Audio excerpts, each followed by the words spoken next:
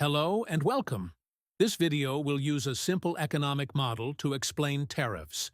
Before we start explaining tariffs, I will introduce a simple two-dimensional model that we will use to understand tariffs. The horizontal axis represents quantity, and the vertical axis represents price. Using this model, we can draw a demand curve. A demand represents a relation between the price at a certain level that consumers are willing to pay for a quantity. So when prices are lower, demand increases. When prices are higher, demand decreases. As with the demand curve, we can also draw a supply curve. The supply curve goes in the opposite direction. If prices are low, not many companies would like to produce, but if prices go up, there will be more companies that will be more willing to enter the market and produce to profit from these higher prices. If you put both curves in the same picture, you will see that there will be an equilibrium at a certain price and a certain quantity. This simple model will help us to understand tariffs. We saw how we can use a simple economic model to depict supply and demand and reach an equilibrium. We can now use this model to understand how the supply curve changes if we introduce global trade. The global supply curve is a little bit different. That's because the world market is so large and has a lot of competition. What happens is that in a global setting, there is a certain fixed price. The global supply curve is less steep, flat in this case. Some domestic suppliers will be able to produce under the global price. However, once you go above the global price, certain domestic suppliers will not be able to produce because, above that price level, they cannot compete with global suppliers. This is an important observation. It means that, with global trade, the supply curve is a combination of the global supply curve and the domestic supply curve. In the beginning, at the left side of the green line, you see the normal domestic supply curve, which goes up as quantity increases. Once it reaches the global price, it flattens out and becomes the global supply curve. The total supply curve, with global trade, is the crooked green line that first goes up and then stays flat. If we now use the new supply curve, which includes global trade, and insert the demand curve, we can see a few things.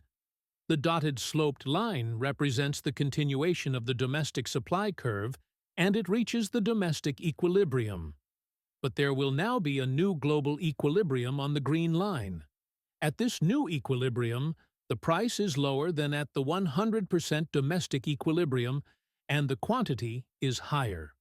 The difference between the new equilibrium quantity and the quantity produced 100% domestically is what is imported. When you introduce tariffs, you make products from abroad more expensive. That means that the global supply curve will shift up, leading to a new equilibrium ET, with a higher price, PT. Because the price of PT is higher than that of P0, more domestic producers will produce goods, as the same products from abroad are becoming more expensive. Because of higher prices, demand will decrease from Q0 to QT. We saw that introducing tariffs leads to a shift-up of the global supply curve. This shift, in turn, leads to less demand, from Q0 to QT, and higher prices, from P0 to PT. The other effect of tariffs is the reduction or decrease of imports, which is depicted here. Because of the higher price, more domestic producers are willing or able to produce, and this will reduce the reliance on imports. If you put everything together, you can start to understand how tariffs impact different groups. In this picture, you see a few things. You can see the effect depicted in the previous pictures. So you have a shift up of the global supply curve, and a new equilibrium is created at ET with a quantity QT and price PT. You also see a reduction in imports. You also see 4 different colored areas, which represent different things. Area A represents the increase in revenue for local firms, because more local firms can produce when the price increases due to tariffs. Area B represents the additional units of value being produced domestically.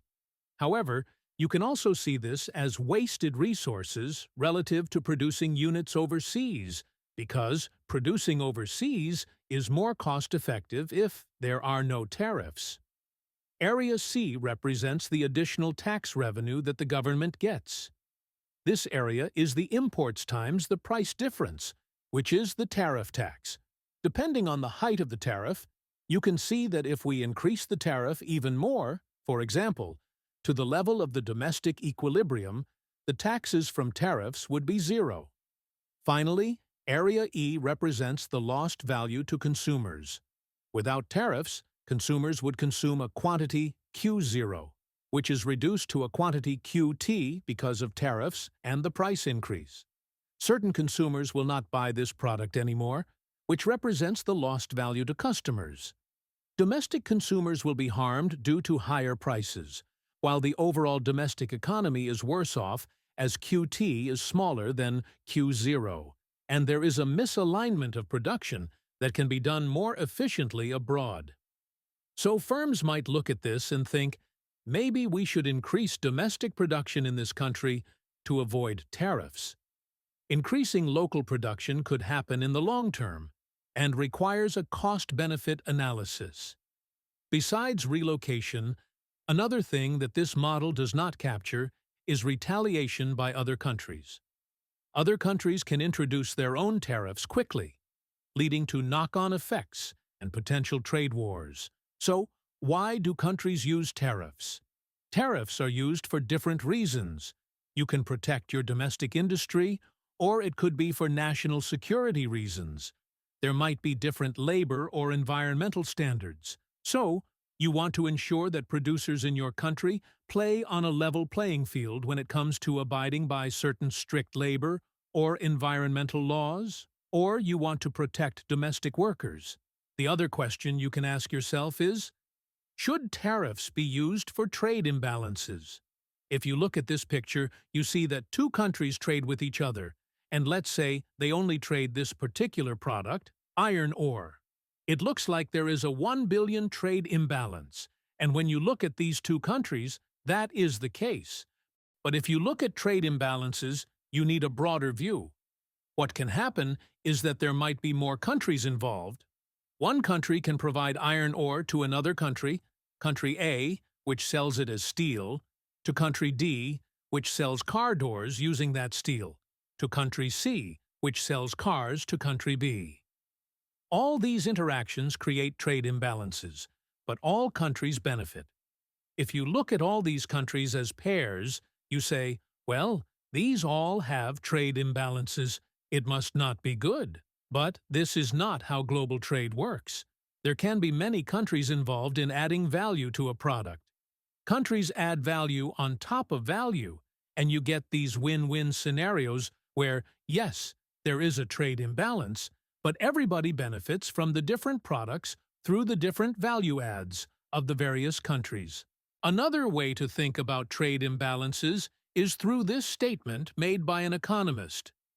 I have a trade imbalance with my barber. I pay him to cut my hair, but he never buys anything from me. Imagine that you want to balance out all transactions you make with various people. Do you think that is feasible?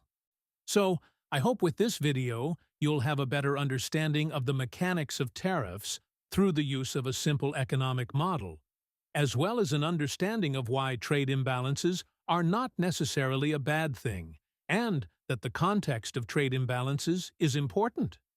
A bespoke view on trade imbalances, where one country looks at all its trading partners individually, is not always the best view. In global trade, different countries can add value on top of value, and what you sell, you might eventually get back as a higher valued product.